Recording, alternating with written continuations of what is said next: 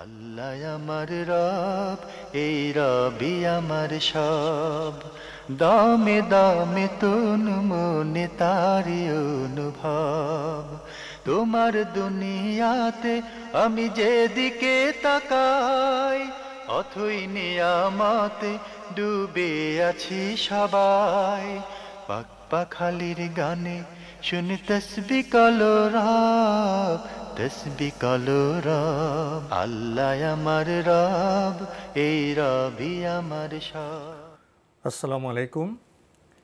প্রিয় দর্শক, আপনারা যারা দেশে আছেন প্রবাসে, সবাইকে জানাই মাহে রমজানের শুভেচ্ছা।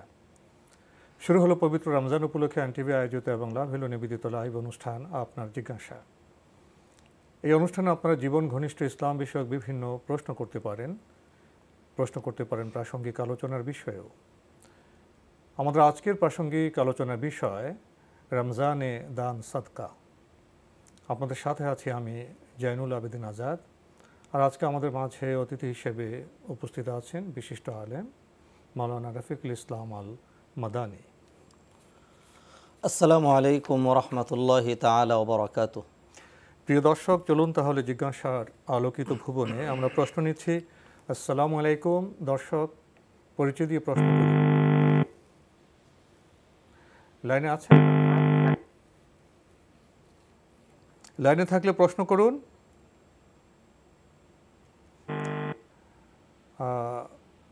লাইনে আছেন আপনি? বোধহয় লাইনে সমস্যা হচ্ছে। আমরা আজকে যে প্রাসঙ্গিক আলোচনার বিষয়ে রমজানের দান সাদকা, এ বিষয়ে কিছু কথা বলতে পারি। জি, আলহামদুলিল্লাহ, আসসালাতু ওয়াসসালামু আলা রাসূলিল্লাহি ওয়া বাদ। মাহে রমাদান এমনিতেই কল্যাণের মাস। আমরা যে সকল কল্যাণকর কাজ করে থাকি তোর মধ্যে দান সাদকাটি এটির প্রতিদান অনেক বেশি। যেমন আল্লাহ সুবহানাহু ওয়া তাআলা যে কোনো সাধারণ কল্যাণকর কাজের প্রতিদানের কথা বলেছেন 10 গুণ। মান জাআ বিল হাসানাতি ফালাহু আশরু আমসালিহা। কিন্তু দানের বিষয়টিকে আল্লাহ সুবহানাহু ওয়া তাআলা 10 গুণ, 50 গুণ, 100 গুণে রাখেননি, বরং এর প্রতিদান কোরআনে তিনি উপমা দিয়ে বলেছেন, মাসালুল্লাযীনা ইউনফিকুনা আমওয়ালাহুম ফি সাবিলিল্লাহ কামাসালি হাব্বাতিন আম্বাতাত সাবআ সানাবিলা ফি কুল্লি সুম্বুলাতিন মিআতু হাব্বা। আর নবীজি হাদিসে আরও স্পষ্ট করে দিয়েছেন, দানের প্রতিদান হলো কম করে 700 গুণ।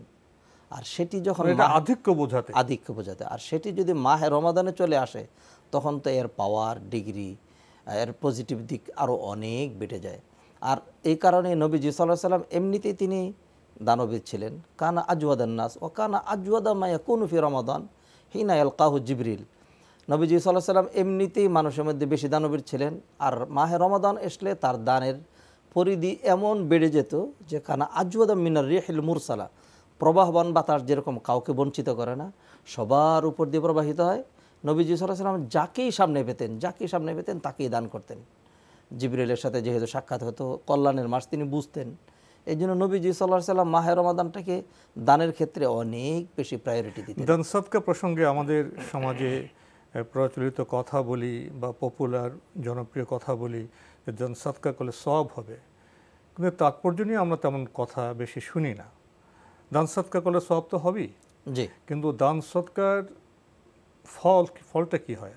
যে সমাজে দান সদকার প্রভাবনতা থাকবে, সেই সমাজে দারিদ্র্য বিমোচন হবে, সেই সমাজে সদ্ভাবের বর্ধন হবে, সেই সমাজে আমরা কেয়ারিং বলি, দরদি সমাজের কথা বলি, এই ভিত্তিতে তো আপনার দানের উপরে। দান শুধু সওয়াব নয়, দানের বহুমাত্রিক যে উপকার আছে, বহুমাত্রিক যে ব্যঞ্জনা আছে, এই প্রসঙ্গে কিছু বলবেন? নবীজি সাল্লাল্লাহু আলাইহি সাল্লাম সেই জন্য জাকাতের যে একটি হাদিস বলেছেন, এটি তো দারুণ অর্থবহ। নবীজি বলেছেন, আজ জাকাত কান্তারাতুল ইসলাম। জাকাত তো মানে নবীজি অন্য হাদিসে যেমন বলেছেন, তুখাযু মিন আগনিয়াইহিম ওয়া তুরাদ্দু আলা ফুকারাইহিম, ধনীদের থেকে নেওয়া হবে, গরিবদের মাঝে বিতরণ করা হবে। তিনি বলেছেন এটি হলো ইসলামের সেতুবন্ধন, অর্থাৎ দুই শ্রেণীর মাঝে যে বিশাল ধনী দরিদ্রের মধ্যে যে আপনার বিশাল দূরত্ব, জি, সেটাকে একটা ভারসাম্য আনতে হবে, এটি দূর করে একটা ভারসাম্যতে নিয়ে আসে। তাহলে যে শেয়ারিং এবং কেয়ারিং সোসাইটির কথা বলি মুখে আমরা, ইসলামের যে বিধি ব্যবস্থা, দান সাদকা যাকাত, এর মাধ্যমে এটা প্রায়োগিক বিষয় বোধহয়। এবং এর মাধ্যমে যিনি নাকি দানবীর, তার প্রতি অন্য মানুষের শ্রদ্ধা, ভালোবাসা এবং তার প্রতি সিম্পিথি এবং তার জন্য দোয়া করা, এটা এটা মানে এমন অবস্থা হয় যে তার জন্য নিরাপত্তা বেড়ে যায়, আত্মতৃপ্তিও বেড়ে যায়। আপনি যে দানবীরের কথাটা বললেন, এই শব্দটা যখন উচ্চারণ হয় তখন তার চারিপাশে অনেকগুলো বিষয় চলে আসে। মানুষ দান সৎকার যদি এই নিয়ত করে মানুষ আমাকে দানবীর বলবে, সে দানকে আল্লাহর কাছে কবুল হবে? যেহেতু দান একটি ইবাদত, সেখানে যদি এই যে মানুষ বলবে, এটিকে বলা হয় সুমআ। যে কোনো ইবাদত কবুল হওয়ার জন্য এই দুটো মানে ত্রুটি মুক্ত হতে হবে। একটির নাম হলো রিয়া, আরেকটির নাম হলো সুমআ, প্রদর্শন ইচ্ছা, আরেকটি হলো শ্রবণ ইচ্ছা। এই দুটো মুক্ত হতে হবে যেহেতু ইবাদত, অতএব এটি হতে হবে নিছক আল্লাহর হস্তে। আর দান করার সময় তো মনে একটা আত্মতৃপ্তি এই জন্য আসা উচিত যে আমি দান করতে পারছি। এমনও তো হতে পারতো যে আমি দানের জন্য হাত পাততাম। দান করবে বীরের মতো, বীরের মতো, জি, ফি সাবিলিল্লাহ, শুধু আল্লাহর সন্তুষ্টির জন্য, জি, তাই তো? জি। এবং সেটি যদি ইখলাস আরও বাড়াতে পারে সেটি আরও বেশি ভালো। এই জন্য নবীজি সাল্লাল্লাহু আলাইহি ওয়াসাল্লাম যেই 7 ব্যক্তির কথা বলেছেন কিয়ামতের দিন আরশের নিচে যাদের ছায়া হবে, তার মধ্যে এক ব্যক্তি হলো ওয়ারাজুলুন, ওই ব্যক্তি যে নাকি তার ডান হাত কি ব্যয় করলো বাম হাত জানলো না, অর্থাৎ অত্যন্ত সংগোপনে মানুষকে দেখানোর উদ্দেশ্য। বর্তমান যে ভোগবাদী সমাজ, এই সমাজে বোধহয় আমরা দান সৎকার যে জীবন দর্শন, তার আমরা প্রতিফলন খুব কমই দেখি। আমাদের ভাবনাটা অন্যরকমে চলে যায়। দান সৎকা কতটা করবে, পরিমাণ কি হবে, এ প্রসঙ্গে ইসলাম কি বলে? আল্লাহ সুবহানাহু ওয়া তাআলা বলেছেন, আল্লাহু ফাদ্দালা বা'দাকুম আলা বা'দিন ফির রিজক ফামাল্লাযীনা ফুদ্দিলু বিরাদ্দি রিজকিহিম। অন্য আয়াতে বলেছেন ওয়া ফি আমওয়ালিহিম হাক্কুম মালুম। আল্লাহ সুবহানাহু ওয়া তাআলা একটা পরিমাণ নির্ধারণ করে দিয়েছেন এবং সেই পরিমাণটা একান্তই নগণ্য, যাতে যিনি দান করবেন তার উপর যেন এটি খুব বোঝা মনে না হয়। বিশেষ করে এই উম্মতের জন্য আল্লাহ সুবহানাহু ওয়া তাআলা হালকা করে দিয়েছেন। বনী ইসরাইল 4 ভাগের 1 ভাগ দান করতে হতো। আল্লাহ সুবহানাহু ওয়া তাআলা আমাদেরকে কতগুলো শর্তে যেটি ফরজ দান করেছেন, ফরজ জাকাতের বিষয়টি, সেটি 40 ভাগের 1 ভাগ, মানে বাধ্যতামূলক দানের পরিমাণ খুবই অল্প। কিন্তু যদি জীবন ভাবনা দর্শন চেতনায় আমরা এসে যাই, তাহলে প্রয়োজনে অতিরিক্ত যা কিছু তাই দান করো। এটা আবার অন্য বিষয়, অন্য মাত্রার বিষয়। এবং আমরা যখন দেখি আমাদের সাহাবাদের জীবনচরিত, সেখানে দেখা যায় যখন নবী সাল্লাল্লাহু আলাইহি ওয়াসাল্লাম দানের আহ্বান জানাতেন, তখন দেখেছি হযরত আবু বকর রাদিয়াল্লাহু তাআলা আনহুর দানের স্পৃহা, দেখেছি হযরত ওমর রাদিয়াল্লাহু তাআলা আনহুর দানের উদাহরণ, দেখেছি হযরত ওসমান রাদিয়াল্লাহু তাআলা আনহুর দানের উদাহরণ। এই বিষয়ে কিছু বলবেন? আল্লাহ রাসূল সাল্লাল্লাহু আলাইহি ওয়াসাল্লাম একবার জিহাদের ফান্ড গঠন করার জন্য তিনি সাহাবীদেরকে আহ্বান করলেন, তহবিল গঠন করার জন্য। তখন ওমর রাদিয়াল্লাহু তাআলা চিন্তা করলেন, আমার তো মাল অনেক বেশি, আবু বকরের তো এত মাল নেই, তো আজকে কখনোই তো কোনো আমলে তার উপর দিয়ে প্রথম হতে পারি না, জি, আজকে আমি ফার্স্ট হব। এই চিন্তা করে তিনি তার সমুদয় সম্পত্তিকে 2 ভাগ করে 1 ভাগ রেখে বাকি অর্ধেক নিয়ে আসলেন। আর আবু বকর রাদিয়াল্লাহু তাআলা আনহু তিনি তার বাড়িতে যা ছিল, এমনকি দেয়ালে এক জায়গায় একটা সুই রাখা ছিল, সেটি সহ নিয়ে আসলেন। যখন সব পেশ করা হলো, নবীজি সাল্লাল্লাহু আলাইহি সাল্লাম প্রশ্ন তো এরকম করার কথা, তুমি কত দিয়েছো, তুমি কত দিয়েছো, এই প্রশ্ন না করে নবীজি উল্টো প্রশ্ন করলেন। নবীজি প্রশ্ন করলেন, আবু বকর বাড়িতে কি রেখে এসেছো? এটি কিন্তু প্রশ্ন করার কথা না যে বাড়িতে কি রয়েছে। তখন আবু বকর রাদিয়াল্লাহু তাআলা যখন এই প্রশ্ন করলেন, তখনই ওমর রাদিয়াল্লাহু তাআলা বুঝতে পারলেন যে আমি মনে হয় আয়ের উপরে যেতে পারলাম না। তখন আবু বকর রাদিয়াল্লাহু তাআলা উত্তর দিলেন, পরিমাণ নয়, পরিমাণ কি ছিল কি এনেছো, যে কি ছিল কি এনেছো। তখন আবু বকর রাদিয়াল্লাহু তাআলা বললেন, বাড়িতে আমি শুধু আল্লাহ এবং রাসূল রেখে বাকি যা ছিল সব নিয়ে এসেছি। এগুলো উত্তম উদাহরণ। মানব জাতি যেন আমাদের মহান সাহাবাদের জীবন চরিত্র থেকে, উদাহরণ থেকে শিক্ষা নিতে পারে। কিন্তু বাস্তব জীবনের সাধারণ মানুষের জন্য কিন্তু ইসলামের দানের যেটা ফরজ দান, সেটা কিন্তু খুবই সহজ। কিন্তু ওটা হলো জীবন চেতনা, যে আমি মানুষের জন্য সব বিলিয়ে দেব। কারণ আমার ব্যাংক তো 2টা অ্যাকাউন্ট, একটা দুনিয়ার অ্যাকাউন্ট, একটা পরকালের অ্যাকাউন্ট। যারা পরকালমুখী জীবন যাপন করেন, যারা ইহলৌকিকতাবাদে বিশ্বাসী নন, তারা মনে করেন ইহলোকে আমাদের জীবন যাপন করতে হবে পরকালের সাফল্যের উদ্দেশ্যে, তারা তো 2টা অ্যাকাউন্টে অর্থ জমা করবেন। একটা দুনিয়ার সাময়িক কিছু মুহূর্তের জীবনযাপনের জন্য, একটা অনন্তকালের। এই যে 2টি ব্যাংকের চিন্তা, 2টি অ্যাকাউন্টের চিন্তা, এটা কিভাবে ব্যাখ্যা করবেন? আল্লাহ সুবহানাহু ওয়া তাআলা কোরআনে কারীমে আমাদেরকে বলে দিয়েছেন, ওয়া আনফিকু মিম্মা রাযাকনাকুম মিন ক্বাবলি আন ইয়াতিয়া আহাদাকুমুল মাউত। মৃত্যু চলে আসার পূর্বে তোমরা ব্যয় করে পরকালের জন্য সঞ্চয় করো, নতুবা দেখা যাবে মৃত্যু চলে আসলে একজন বলবে, ফায়াকুলা রব্বি লাউলা আখারতানি ইলা আজালিন করিব, আমাকে যদি আর একটু সুযোগ দিতেন তাহলে হয়তো আমি আসাদ্দাকা ওয়া আকুম মিনাস সালিহিন, দান সৎকা করে আমি সৎপরায়ণ ব্যক্তিদের অন্তর্ভুক্ত হয়ে যেতাম। আল্লাহ বলছেন ওয়ালান ইউআখিরুল্লাহু নাফসান ইযা জাআ আজালুহা, মৃত্যু চলে আসলে আর কাউকে সুযোগ দেওয়া হবে না। এই জন্য আল্লাহ সুবহানাহু ওয়া তাআলা বারবার সাবধান করেছেন, বলেছেন ইত্তাকুল্লাহ ওয়াল তানজুর নাফসুম মা কদ্দামাত লিগাদ, আল্লাহকে ভয় করতে থাকো আর বারবার তুমি ক্যালকুলেশন করে দেখো আখিরাতের জন্য, পরকালের জন্য কতটুকুন তুমি পাঠালে। অতএব দানের পরকালের অ্যাকাউন্টে আমি কি জমা করলাম, কি জমা করলাম। আর নবীজি সাল্লাল্লাহু আলাইহি ওয়াসাল্লাম, ভোগবাদী যারা তারা তো মনে করে দুনিয়াতে সব যা আছে দুনিয়ায় ভোগ করো, উপভোগ করো, অপভোগ করো। জি অপভোগও তো করা হচ্ছে। জি জি জি, শুধু উপভোগ নয়। এই চিন্তাধারা কি সঠিক? অবশ্যই সঠিক নয়, অবশ্যই সঠিক নয়। কারণ হলো প্রতিটা মানুষ প্র্যাকটিক্যাল দেখতে পাচ্ছে যে মাল সম্পদ তাদের নিয়ন্ত্রণে নয়। আল্লাহ সুবহানাহু ওয়া তাআলা ফকিরকে বাদশা বানিয়ে দিচ্ছেন, বাদশাকে ফকির বানিয়ে দিচ্ছেন। সব কিছু রেখে এতিম কাঙ্গাল মিসকিনের মতো পরপারে পাড়ি জমাতে হচ্ছে। এটি যারা উপভোগ অথবা অপভোগ যাই বলেন, মানে তারাও কিন্তু এটি দেখতে পাচ্ছে। অতএব অতএব শুধুমাত্র বস্তুকেন্দ্রিক চিন্তা এটি যে মানে অসাড়, এটি কিন্তু তাদের কাছেও ধরা পড়ছে। অতএব যেহেতু মৃত্যুবরণ করতেই হবে, অতএব মৃত্যু পরবর্তী জীবনের জন্য কিছু প্রেরণ করাটাই বুদ্ধিমানের কাজ। পরিশ্রমলব্ধ শ্রমলব্ধ যে অর্থ, সেটা দান করা খুব সহজ নয়। তো যারা দান করতে পারে, এই দানের যে তৎপরতা, এই তৎপরতার গুণে কি তাদের অন্তর হৃদয় প্রসারিত হয়, উদার হয়? অবশ্যই অবশ্যই হয়।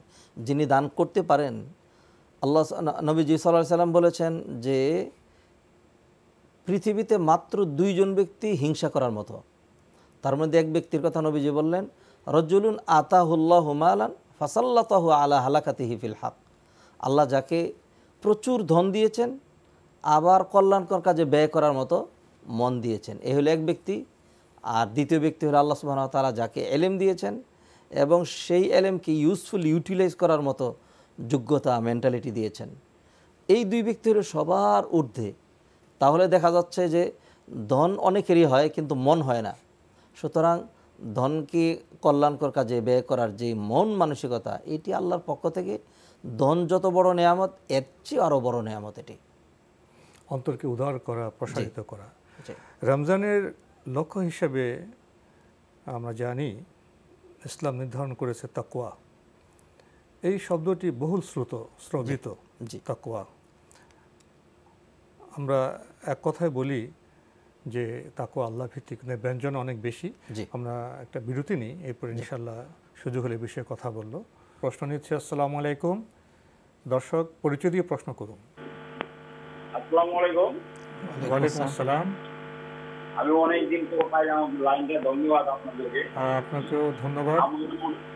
দুটা প্রশ্ন যেটা বর্তমান দরকার। একটা হলো এই যে আমাদেরকে সালাম দ্বারা সালাম দেই, সালাম আলাইকুম, আর এই সালাম আলাইকুম যেটা বলে তাহলে কি সালামের ধর্ম আমরা দিব? এটা এক। আজ করে কয়েকদিন আগে এই ধর্ম আমরা নেওয়া করবো, আমি পরে আমার পুলিশে বলি নাই, মুন্সিদের দিকে বলছি। আপনি টেলিভিশনে ভলিউমটা কমিয়ে প্রশ্ন করবেন। আপনার দ্বিতীয় প্রশ্নটা আমরা পাইনি। টেলিভিশনের ভলিউম কমিয়ে ধীরে প্রশ্নটি করুন। দ্বিতীয় প্রশ্নটি হলো কয়েকদিন আগে আমাদের গেছিলাম একটা বিশেষ খাজা বাবার একটা অনুষ্ঠান।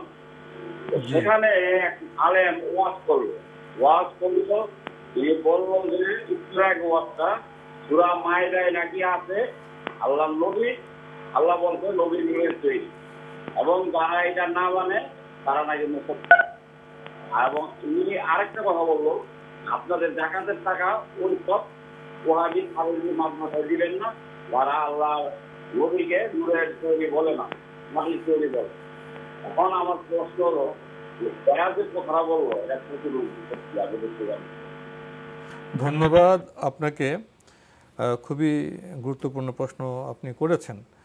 প্রথমে সালাম প্রসঙ্গে অনেকে আমরা স্পষ্ট করে শুদ্ধভাবে সালাম দেই না, সংক্ষিপ্তভাবে সালাম দেই, উচ্চারণ ঠিক হয় না, এটা কেমন? আসলে সালাম, ইসলামের সালামটি অত্যন্ত গুরুত্বপূর্ণ বিষয়। আল্লাহ সুবহানাহু ওয়া তাআলা বাবা আদমকে সৃষ্টির পর সর্বপ্রথম যে জ্ঞানটি দিয়েছিলেন এটি কিন্তু সালামের জ্ঞান। অতএব এটিকে শুদ্ধ করে শেখা উচিত। এটি তো একাধারে আমাদের কালচার, আমাদের ভদ্রতা, আমাদের জেন্টালিটি। অতএব যারা অশুদ্ধ করে বলে, মানে যেটি আমাদেরকে দৈনিক শতবার বলতে হবে, বিষয়টিকে শুদ্ধ করে বলা উচিত। আসসালামু আলাইকুম, বিকৃত হয়ে যাবে, অর্থ বিকৃত হয়ে যায়। আর যেহেতু এই জিনিসটি এত সুন্দর অর্থবহ যে আপনার উপর আল্লাহর পক্ষ থেকে শান্তি বর্ষিত হোক, তো সুতরাং কথাটি শুদ্ধ হওয়া উচিত। যারা অশুদ্ধ বলে আমরা তাদেরকে মানে অ্যাপ্রিসিয়েট করছি, আপনারা সালামের বিষয়টি একটু শুদ্ধ করে শিখেন আর শেখার জন্য। মানে এটা একটা সহজ বিষয়, সুন্দর বিষয়, আমরা শুদ্ধ করে কেন বলবো না? আমরা তো অনেক কিছু শুদ্ধ করে বলার জন্য চেষ্টা করি। দ্বিতীয় যে প্রশ্নটি, উনি খাজা বাবার একটি অনুষ্ঠানে গিয়েছেন, সেখানে যিনি বক্তব্য রাখছিলেন তিনি পবিত্র কোরআনের সূরা মায়েদার প্রসঙ্গ উল্লেখ করে বলেছেন নবী সাল্লাল্লাহু আলাইহি ওয়াসাল্লাম নূরের তরী। এর সাথে আবার যুক্ত করা হয়েছে সেখানে রমজানে যে যাকাত দেওয়া হবে, যারা নবী সাল্লাল্লাহু আলাইহি ওয়াসাল্লামকে নূরের তরী মানেন না তাদেরকে বা তাদের কে যাকাত দেওয়া যাবে না। জি, নিঃসন্দেহে এটি বাড়াবাড়ি এবং কোরআনের আয়াতের অপব্যাখ্যা। আল্লাহ রসুল সাল্লাল্লাহু আলাইহি সাল্লামকে যদি নূর বলা হয় তাহলে সেটির অর্থও কিন্তু আলাদা অর্থ রয়েছে, হেদায়েতের নূর। আমি আমাদের বাংলায় প্রচলিত একটি কথা যদি বলি তাহলে এই ভাই উত্তরটি বুঝে নিতে পারবেন। যেমন ধরুন আমরা বলি আলোকিত মানুষ, আলোকিত মানুষ, আলোকিত মানে নূরওয়ালা, জ্ঞানদীপ্ত, জ্ঞানদীপ্ত। এতে কি আমরা কেউ বুঝেছি যে আলোকিত মানুষ বলার অর্থ হলো তিনি আলো দিয়ে তৈরি মানুষ? তিনি আর মানুষ মাটির তৈরি নন, তিনি আলো দিয়ে তৈরি, নূরের তৈরি, নূরের তৈরি। এটি তো আমরা কেউ বুঝি না। জ্ঞান হলো আলো, এ থেকে আমরা বুঝি নলেজ যেটি, এটি এরকম লাইট যেরকম আলো দিয়ে থাকে এরকম আলো দেয়, এটিকে আমরা কেউ বুঝি? এগুলো দিন ইসলাম বুঝতে হবে। আল্লাহ সুবহানাহু ওয়া তাআলা কোরআনে যেন বলেছেন ওয়ামা ইয়াকিলুহা ইল্লাল আলিমুন, যাদেরকে এলেম দেওয়া হয়েছে তারা সেটি হৃদয়ঙ্গম করবে, বুঝবে। অতএব এই সমস্ত কথাগুলো কোরআন সুন্নাহর অসংখ্য দলিলের সাথে সাংঘর্ষিক। নবীজি সাল্লাল্লাহু আলাইহি সাল্লাম মানুষকে বিবাহ করেছেন মাটির তৈরি, পিতামাতা মাটি ছিলেন, পিতামাতা মাটির তৈরি, সন্তান মাটির তৈরি। নবীজি সাল্লাল্লাহু আলাইহি সাল্লামের সন্তানেরা মাটির তৈরি।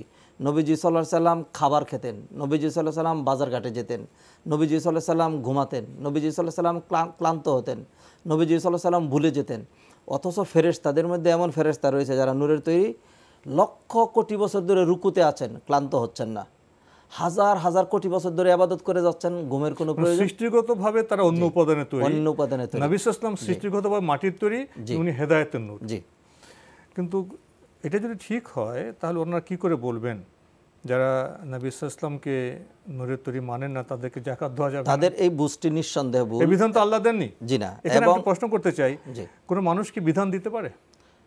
না, বিধানদাতা তো আল্লাহ সুবহানাহু ওয়া তাআলা। তাহলে এখানে কি তারা খুব বড় ভুল করেননি? একটি তো ভুল করেছেন, দ্বিতীয়টা যেটা করেছেন সেটা হলো দৃষ্টতা প্রদর্শন করেছেন। আমরা আরেকটি টেলিফোন নিচ্ছি। আসসালামু আলাইকুম, দর্শক পরিচয় দিয়ে প্রশ্ন করুন। আসসালামু আলাইকুম। ওয়ালাইকুম আসসালাম। আমি ফারজানা রাঙামাটি থেকে বলতেছি। জি বলুন। আমার 4টা প্রশ্ন আছে। 3টি করলে ভালো হয়। জি আচ্ছা।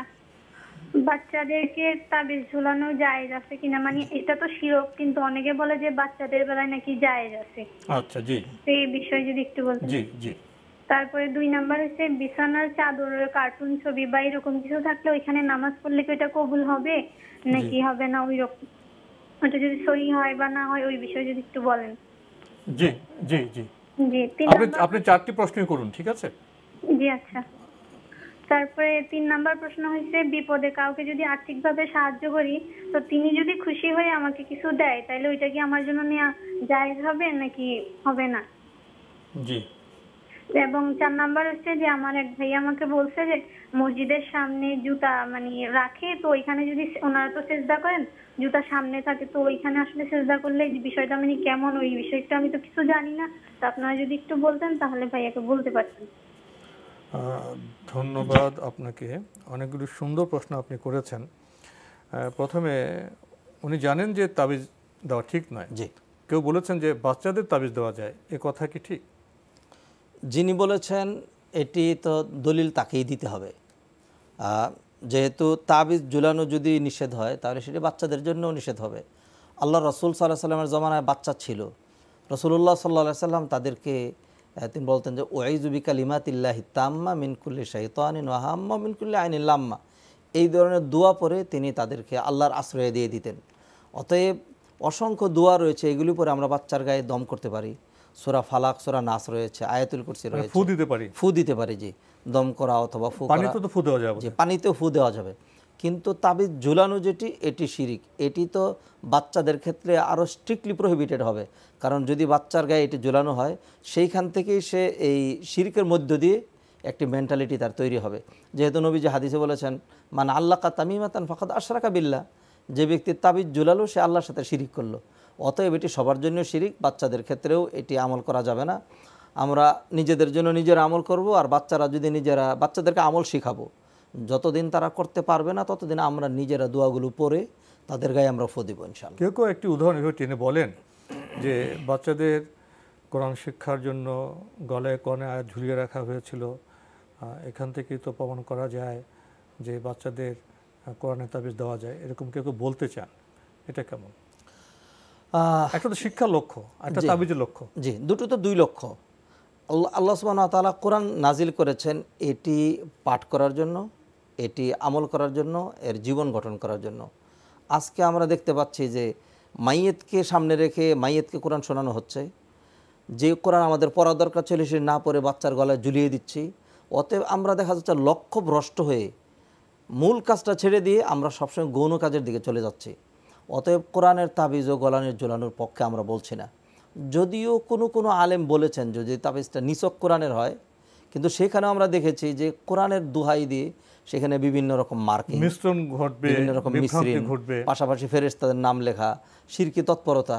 অতএব তাবিজ স্ট্রিক্টলি প্রহিবিটেড, তাবিজ সবার জন্য পরিত্যাজ্য। দ্বিতীয় প্রশ্ন, বর্তমান সময়ে তো নানা রকমের নানা কিসিমের চাদর বাজারে পাওয়া যায়। আমার প্রশ্ন হলো, বিছানার চাদরে যদি কার্টুন থাকে সেই বিছানার উপরে কি নামাজ পড়া যাবে? কার্টুন একটি বিকৃত ছবি, অতএব ছবিকে সামনে রেখে অথবা ছবির উপরে সালাত আদায় করা, যে যদি ছবি ঘরে থাকে সেটা ঢেকে রাখতে হবে। যেহেতু এমনিতেই হাদিসে ধমকি দেওয়া হয়েছে যে লা তাদখুলুল মালায়েকাতু বাইতান ফিহি কালবুন আও তাসাবির, যেই গৃহে কুকুর কিংবা ছবি থাকে সেই গৃহে রহমতের ফেরেশতা প্রবেশ করে না। অতএব সেই ছবির উপরে, কার্টুনের উপরে অথবা সেটিকে সামনে রেখে সালাত আদায় করা যাবে না। আরেকটি প্রশ্ন করেছেন, কারো বিপদে উনি যদি আর্থিক সাহায্য করেন এবং পরবর্তীতে ওই ব্যক্তি যদি খুশি হয়ে তাকে কিছু উপহার দেন, সেই উপহার কি নেওয়া যাবে? অবশ্যই নেওয়া যাবে। নবীজি সাল্লাল্লাহু আলাইহি ওয়াসাল্লাম হাদিসের মধ্যে বলেছেন, তাহাদু তাহাব্বু, তোমরা পরস্পর হাদিয়া বিনিময় করবে, এর মাধ্যমে তোমাদের মাঝে ভালোবাসা বাড়বে, সৌহার্দ্য বাড়বে। তবে একটি বিষয় এখানে, যদি এমন হয় যে আমি কাউকে আমার ফরজ সাদাকা অথবা দান যেটি দিয়েছি সে যদি এর বিনিময় স্বরূপ কিছু দেয়, বিনিময় কিন্তু গ্রহণ করা যাবে না। আর যদি এমন হয় যে আমি নফল বা সাধারণ সাহায্য সহযোগিতা করেছি, আবার তিনিও মানে সন্তুষ্ট হয়ে অথবা নিছক হাদিয়া বিনিময়ের জন্য কিছু দিয়েছেন, তাহলে সেটি কোরআন সুন্নাহ মোতাবেক। কাউকে সাহায্য করি বা না করি, জি, তিনি যিনি হন, তিনি যদি আমাকে খুশি উপহার দেন, উপহার সবসময় নেওয়া যাবে, সবসময় নেওয়া যাবে। জি, উনি আরেকটি প্রশ্ন করেছেন যে মসজিদে তো আমার নামাজ পড়তে যাই, জি, আবার দেখা যায় যে কেউ সামনে জুতা রাখেন, আমার সেজদায় যাই, এই বিষয়টি কেমন? কোনো সমস্যা নেই। কারণ হলো যে সেজদার সামনে জুতা থাকতে পারবে না এমন কোনো বিধান নেই। আর জুতা মসজিদে নিয়ে যাওয়া হচ্ছে, ভিতরে নিয়ে যাওয়া হচ্ছে, এটা তো একটি সমস্যা থেকে বাঁচার জন্য। কারণ হলো একজন ব্যক্তি যদি জুতা বাহিরে রেখে যান, আর আমাদের দেশের যেই সিচুয়েশন, তার জুতারা চলে যাবে, তখন দেখা যাবে সেজদায় যাওয়ার পরেও তার কিন্তু মনোযোগ নেই। অতএব জুতারা যদি তিনি সেফের জন্য সামনে রাখেন আর সেজদায় গিয়ে তিনি আল্লাহর সাথে নির্বিঘ্নে কথাবার্তা বলতে পারেন, তাহলে সেই ক্ষেত্রে জুতাটা সামনে রাখা আরও বেশি, কোনো সমস্যা নেই, কোনো সমস্যা। আর আমাদের সংস্কৃতি তো এটাও আমরা জানি যে মসজিদে যখন জুতা নিয়ে যাব সেই জুতা তো পরিষ্কার পরিচ্ছন্ন থাকাই স্বাভাবিক। জি, আমরা আরেকটি টেলিফোন নিচ্ছি। আসসালামু আলাইকুম। দর্শক, পরিচয় দিয়ে প্রশ্ন করুন। ওয়ালাইকুম আসসালাম। আমি দুটো প্রশ্ন করতে চাই। জি, কোত্থেকে কে বলছেন? আমি ঢাকা হাজারীবাগ থেকে বলছি, আমার নাম সাফি। জি, বলুন। আমি বলতে চাই যে প্রত্যেক বছর যে আমরা অর্থের জাকাত দিয়ে থাকি, হ্যাঁ, তো আমরা কি একই অর্থেরই প্রত্যেক বছর জাকাত দিব, নাকি নতুন যে অর্থ জমা হবে সেটা জাকাত দিব, আর সঞ্চয় হিসেবে আর কি? না, আপনার প্রশ্নটি কি এরকম? বুঝতে পেরেছি। জাকাত তো একটা বর্ষ আছে না, এক বছর পূর্ণ হলে জাকাত দিব, এর পরবর্তী বছরে কি আমরা একই জাকাত দিব, না সেই জাকাতের সাথে নতুন বর্ষে যদি কোনো অর্থের সাথে নতুন অর্থ যোগ হয় সেটা যোগ করে জাকাত দেবো, এই তো আপনার প্রশ্ন? না, আমার ওই প্রশ্ন না, আমার প্রশ্ন হচ্ছে যে আমরা তো কিছু কেনার জন্য বা কিছু করার জন্য টাকা জমাইলাম, ধরেন 5 লাখ টাকা আমার ব্যাংকে আছে, তো আমি গত বছর ওই টাকা জাকাত দিছি, এই বছর আবার ওই টাকা আমি কোনো কিছুতে ব্যয় করিনি, আমার টাকা ওরকমই জমা আছে, এই বছরে কি 1 বছর তো ওই টাকার পূর্ণ হলো, তো ওই টাকায় কি আবার জাকাত দিব? ধন্যবাদ আপনাকে। আপনার আর কোনো প্রশ্ন আছে? জি, আমার আরেকটা প্রশ্ন আছে, এই জাকাতের টাকা কি আত্মীয় স্বজনের দ্বারা বিতরণ করতে পারবো? আমরা তো দেশের বাইরে আছি, দেশে যদি আত্মীয় স্বজন দিয়ে আমরা তাদের বলি যে আমাদের এই টাকা বিতরণ করেন, তাহলে কি পারবো? এটা কি জায়েজ হবে? আর কোনো প্রশ্ন আছে? ধন্যবাদ আপনাকে। প্রথম প্রশ্ন জাকাত প্রসঙ্গে। জাকাত গচ্ছিত অর্থের উপরে তিনি যেভাবে বলেছেন 5 লাখ টাকা গচ্ছিত ছিল, 1 বছর জাকাত দিয়েছেন, এরপরে যদি এই টাকা শেষ হয়ে যেত তাহলে তো সেটার উপর জাকাত হতো না, টাকা থাকলে তো জাকাত হবে। কিন্তু যেহেতু ওই টাকাটা আবার 1 বছর পর্যন্ত এইভাবেই ছিল, এটা যত বছর এইভাবে নেশাব পরিমাণ থাকবে প্রতি বছরে একবার সেখান থেকে দিতে হবে। মানে ওই টাকা শুধু একবার জাকাত দিলে হবে না, যত বছর টাকাটা থাকবে তত বছরই দিতে হবে। তত বছরই দিতে হবে। দিতে দিতে একটা পর্যায়ে এমন পর্যায়ে চলে আসবে যে তখন আর জাকাত দিতে হবে না, এটি কমে যাবে শেষ হয়ে গেলে। জি। আত্মীয়কে কি জাকাত দেওয়া যাবে? ওনারা তো বিদেশে আছেন, কাউকে বলি আত্মীয় স্বজনকে জাকাত দেওয়া বেশি উত্তম, যেহেতু তাদের হক দুটো, একটা হলো আত্মীয়তার হক, আবার দারিদ্রতার হক। দুটো শর্ত, একটা হলো তিনি যেন জাকাত খাওয়ার উপযুক্ত হন, 2 নাম্বার হলো তিনি যেন কোনোভাবেই যিনি জাকাত প্রদানকারী তার মূল ব্যক্তিবর্গ এবং তার অধস্তন ব্যক্তিবর্গ না হয়, অর্থাৎ পিতামাতা এবং পিতামাতার পিতামাতা, উপরের দিকে দাদা নানা দাদি নানি এরকম তারা হতে পারবে না, ছেলে মেয়ে আপন নাতি নাতনি এরা হতে পারবে না, এছাড়া ভাই বোন তারা বেশি হকদার, মামা খালা তারা বেশি হকদার, মানে এখানে ডাবল সওয়াব পাওয়া যাবে। ডাবল সওয়াব পাওয়া যাবে। আমরা আরেকটি টেলিফোন নিচ্ছি। আসসালামু আলাইকুম দর্শক, পরিচয় দিয়ে প্রশ্ন করুন। লাইনে আছেন? আছি, লাইনে। জি ভাইয়া, পরিচয় দিয়ে প্রশ্ন করুন। হ্যাঁ, আসসালামু আলাইকুম। ওয়ালাইকুম আসসালাম। আমি চিটাং থেকে বলছিলাম, আমার নাম মহিউদ্দিন। জি ভাইয়া বলুন। আমি নামাজ প্রসঙ্গে 3টা প্রশ্ন করতে চাচ্ছি। জি। প্রথম প্রশ্ন হচ্ছে যে ইমামের পিছনে যখন আমরা ফরজ নামাজ পড়ি এবং বেতের নামাজ পড়ি, তো দ্বিতীয় রাকাতে যে নিঃশব্দে সূরা ফাতিহা পড়া হয় এবং দোয়া কুনুত পড়া হয় বেতের নামাজের পরে, সেটা কি ইমামের সাথে কি আমরা যারা মুসল্লি আছি তাদেরও পড়তে হবে কিনা, নাকি নিঃশব্দে থাকলে চলবে? জি।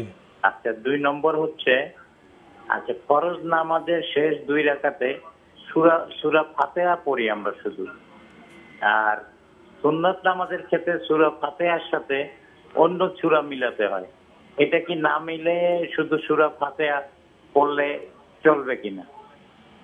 জি। হ্যাঁ।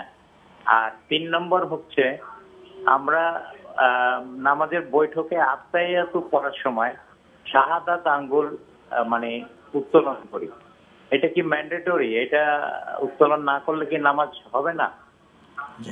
জি। এই 3টা। আর জাকাত প্রসঙ্গে একটা প্রশ্ন।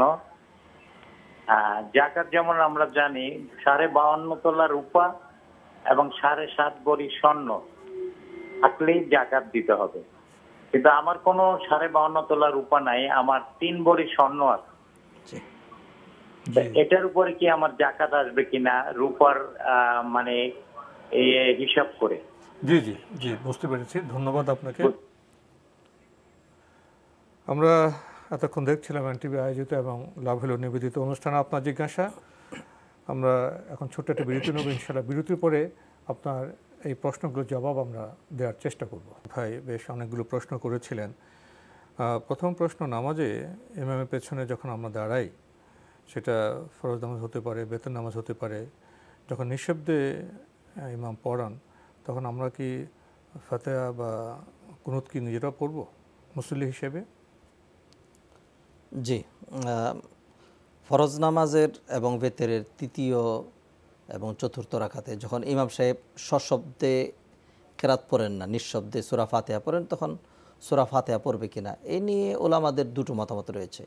একটি মতামত হলো যে ইমাম সাহেব আস্তে পড়েন জুরে পড়েন, যে কোনো অবস্থাতে থাকেন না কেন যে কোনো রাকাতেই মুক্তাদির সূরা ফাতিহা পড়া লাগবে না।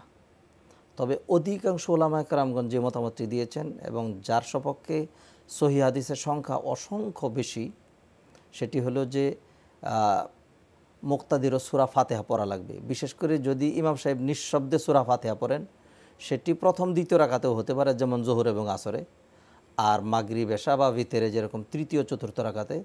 তখন যেহেতু মুক্তাদি শুনছেন না, তখন সে সূরা ফাতিহা পড়বে, কারণ না পড়ার চেয়ে পড়া তো বেশি উত্তম। এটি একটি। আরেকটি হলো যে মুক্তাদি যদি নিঃশব্দে দাঁড়িয়ে থাকে তাহলে কিন্তু মনোযোগটাও কম থাকে।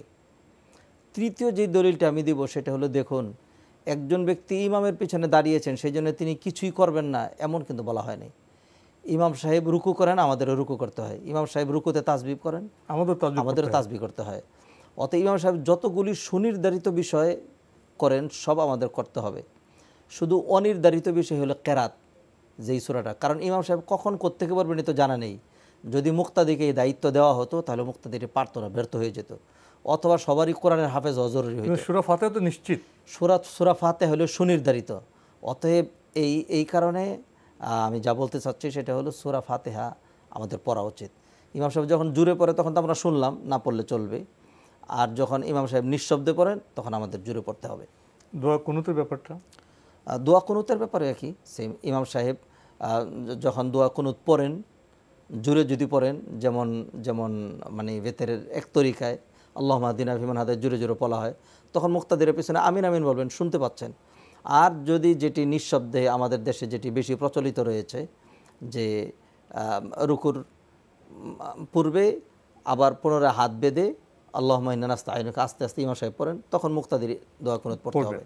জি, আমাদের ভাই আরেকটি প্রশ্ন করেছেন যে আপনার ফরজ বা সুন্নতের শেষ দুই রাকাতে ফাতিহার সাথে কি সূরা মিলাতে হবে? ফরজের তৃতীয় এবং চতুর্থ রাকাতে সূরা মিলাইতে হবে না, কিন্তু সুন্নতের জন্য তৃতীয় এবং চতুর্থ রাকাতে সূরা মিলাইতে হবে।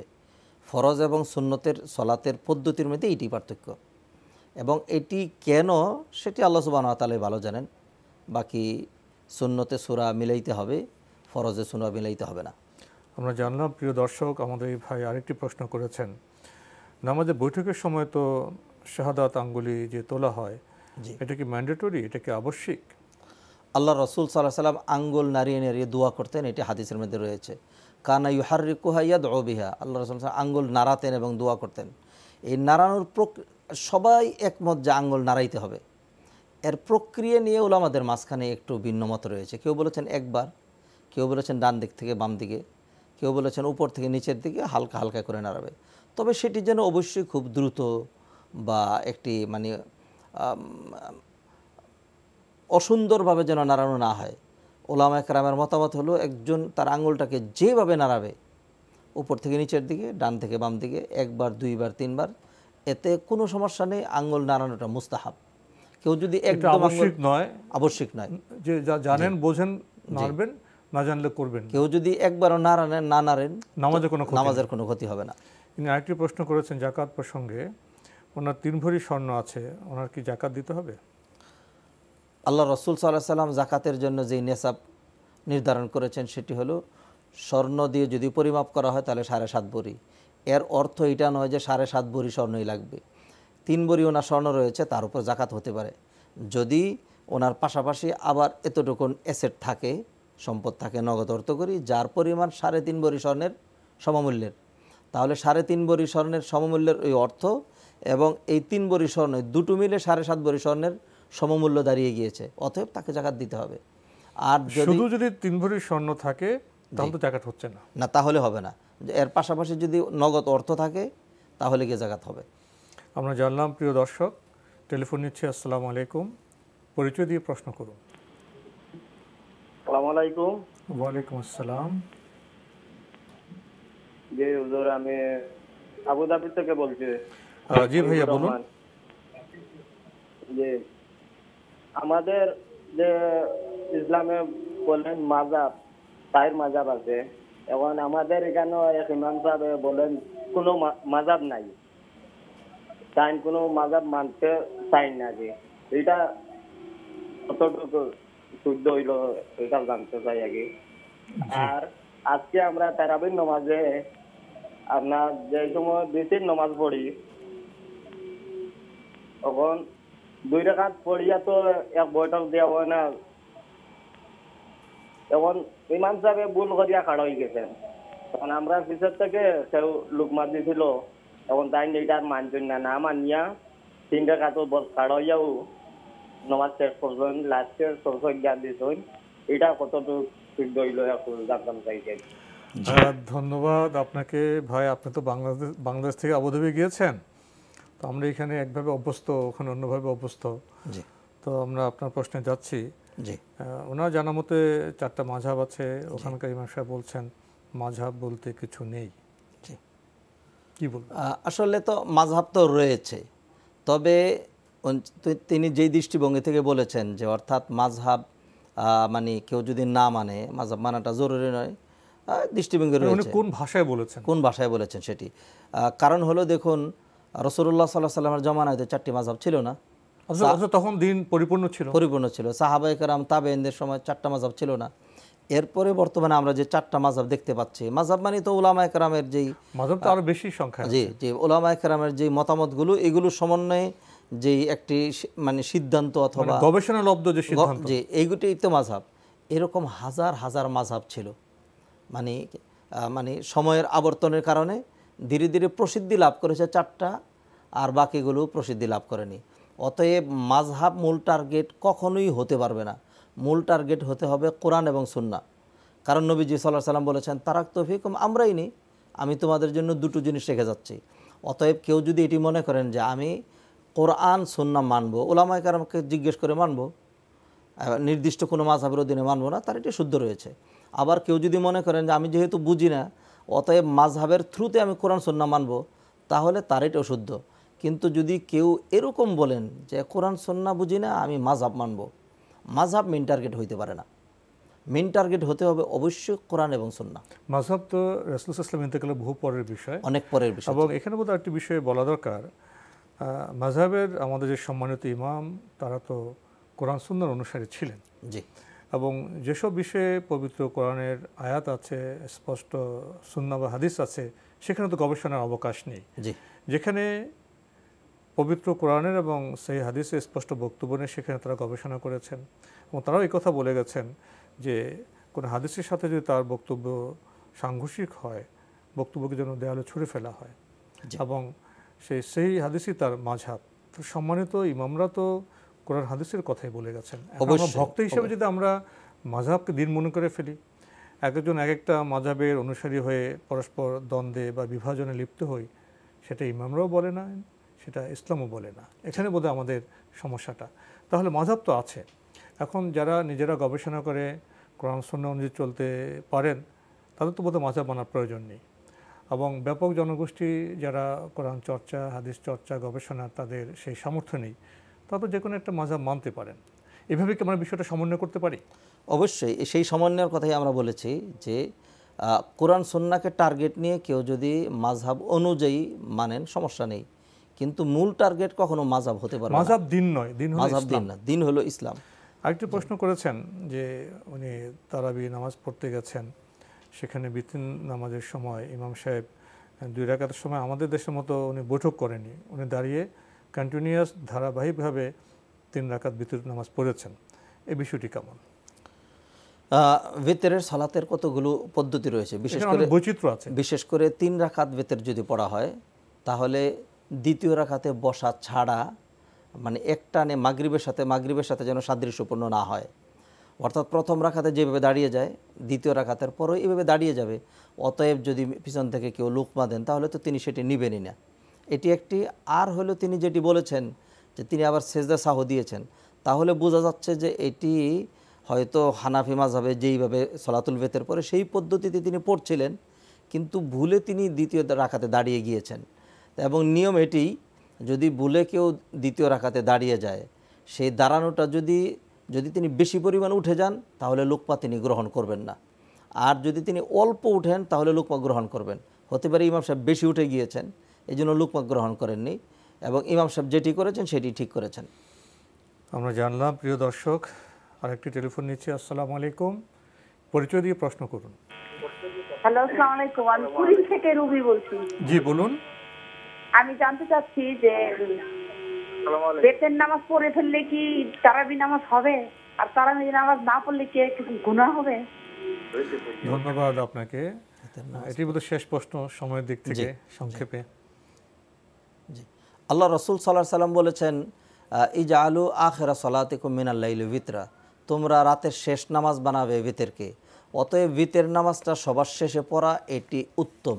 তবে কোনো কারণে কেউ যদি বেতেরের সালাত আগে পড়ে ফেলে, অর্থাৎ এশার পরে বেতেরের সালাত পড়ে ফেলেছে, তারাবি পড়া হয় না, তারপরেও তিনি পড়তে পারবেন। তবে তার উচিত ছিল, বেশি উত্তম হতো আগে তারাবির সালাতটা পড়ে তারপরে বেতের নামাজটা পড়া। আর তারাবি না পড়লে কোনো কারণে কি গুনাহ হবে? না, কোনো কারণে যদি তারাবি না পড়া হয় তাহলে তার সুন্নত ছুটে গিয়েছে, কোনো গুনাহ হবে না, তার সিয়ামের কোনো ক্ষতি হবে না, রোজাও হয়ে যাবে। জি। তো সময়ের কারণে আমরা আজকের প্রশ্ন নিতে পারছি না, এখানে শেষ করতে হচ্ছে। আপনাকে অনেক ধন্যবাদ। আপনাকে ধন্যবাদ। প্রিয় দর্শক, আমরা এতক্ষণ দেখছিলাম এনটিভি আয়োজিত এবং লাভ হলো নিবেদিত অনুষ্ঠান আপনার জিজ্ঞাসা। আমাদের অনুষ্ঠান আপনারা এনটিভি অনলাইনেও দেখতে পারবেন, ভিজিট করুন www.ntvbd.com। এছাড়া ইউটিউবে এবং আমাদের ভেরিফাইড ফেসবুক পেজে অনুষ্ঠান দেখতে পারবেন। শেষে আমরা বেতের নামাজ প্রসঙ্গে প্রশ্ন পেয়েছি, তারাবি না পড়লে কী হবে প্রশ্ন পেয়েছি। জানার এই যে আগ্রহ, এটা কল্যাণময়। আমরা জানব, শুদ্ধ হব, আমাদের ইবাদত কবুল হবে, জীবন সুন্দর হবে, এটা তো আমাদের কাম্য। দেখা হবে ইনশাআল্লাহ আগামীকাল একই সময়ে। প্রিয় দর্শক, মহান আল্লাহ আমাদের সবাইকে নিরাপদে রাখুন, রাখুন শান্তিতে। আসসালামু আলাইকুম। আল্লাহ আমার রব, এই রবি আমার সব, দামে দামে তুন মনে তারি অনুভব। তোমার দুনিয়াতে আমি যেদিকে তাকাই